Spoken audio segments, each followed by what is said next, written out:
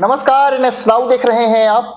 और आज उत्तर प्रदेश कैबिनेट की एक महत्वपूर्ण बैठक सीएम योगी आदित्यनाथ की अध्यक्षता में सुबह 11 बजे से लखनऊ स्थित लोक भवन में होने वाली है।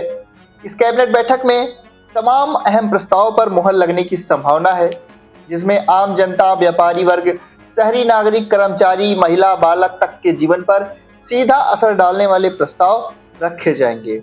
लगभग 1 दर्जन से अधिक प्रस्ताव इस बैठक में विचार के लिए रखे गए हैं। इसमें सबसे प्रमुख है नई पार्किंग नीति, वैश्विक क्षमता केंद्र नीति, सचिवालय में विशेष सचिवों के नए पद और समाज कल्याण से जुड़े सुधार। अब आपको बताते हैं शहरी पार्किंग नीति जो इसमें रखी गई है उसके बारे में। नगर विकास विभाग द्वारा तैयार की गई उत्तर प्रदेश नगर निगम नियमावली 2025 को आज कैबिनेट में पेश किया जाएगा। इसका उद्देश्य है शहरों में अव्यवस्थित और अवैध पार्किंग को पूरी तरह से समाप्त करना और स्मार्ट पार्किंग सिस्टम को लागू करना।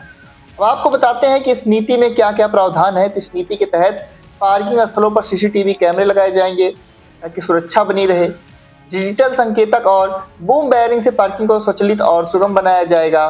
इलेक्ट्रॉनिक वाहनों के लिए चार्जिंग स्टेशन की व्यवस्था होगी जो राज्य के हरित ऊर्जा अभियान को बल देगा। फास्टैग और हैंड हेल्ड पीओएस डिवाइस से भुगतान की सुविधा होगी, जिससे नगद लेन देन में कटौती होगी और पारदर्शिता भी आएगी।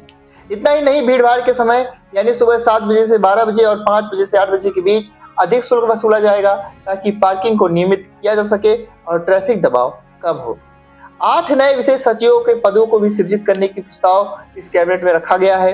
यह एक वित्त विभाग का प्रस्ताव है जो नौकरशाही को अधिक दक्ष और उत्तरदायी बनाने की दिशा में उठाया गया कदम है। इससे विभिन्न विभागों के बीच समन्वय बेहतर होगा और नीतिगत फैसलों पर अमल तेजी से होगा।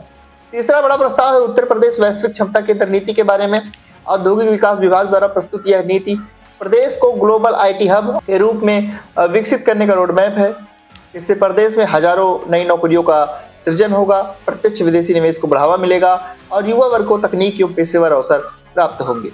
परिवहन विभाग की ओर से भी एक बड़ी योजना all India tourist bus park इसमें रखी जाएगी। इस नीति के अंतर्गत राज्य के प्रमुख पर्यटन स्थल और शहर के आधुनिक बस पार्किंग स्थल बनाए जाएंगे, जिससे पर्यटकों को सुविधा मिलेगी और पर्यटन से जुड़ी अर्थव्यवस्था को भी बल मिलेगा। ये योगी सरकार के पर्यटन को बढ़ावा देने के विजन का भी हिस्सा है। ऊर्जा विभाग भी पीछे नहीं है। इस बैठक में बिजली खरीद नीति को लेकर के भी प्रस्ताव आ सकता है। यह इसलिए महत्वपूर्ण है क्योंकि राज्य में बिजली की मांग लगातार बढ़ रही है। इस प्रस्ताव से विद्युत वितरण की स्थिरता, आपूर्ति की विश्वसनीयता और ग्रामीण क्षेत्रों तक निर्बाध सेवा सुनिश्चित की जाएगी। अब आते हैं जन कल्याण से जुड़े प्रस्ताव पर।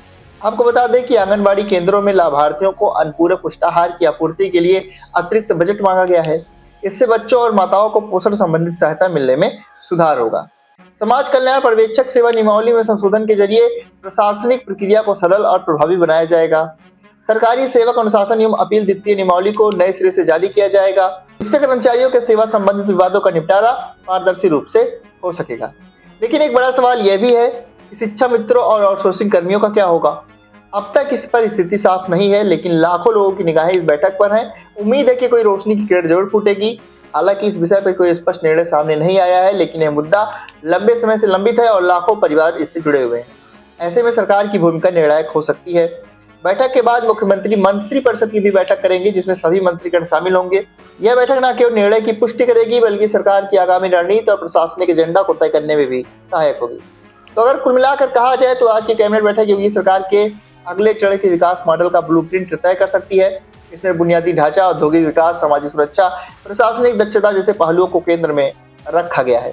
इन प्रस्तावों के पारित होने के बाद प्रदेश की शहरी व्यवस्था अधिक व्यवस्थित होगी, युवाओं के लिए रोजगार के अवसर बढ़ेंगे और आम जनता को भी प्रत्यक्ष लाभ मिलेगा। इस पर हम लगातार नजर बनाए हुए हैं। कैबिनेट बैठक में जो भी प्रस्ताव, जो भी निर्णय सामने आते हैं, हम आपको तुरंत अपडेट देंगे। तो न्यूज़ नाउ पर बने रहिएगा और सब्सक्राइब जरूर कीजिएगा। मिलेंगे आपसे अगली खबर में, तब तक के लिए आप सभी को नमस्कार।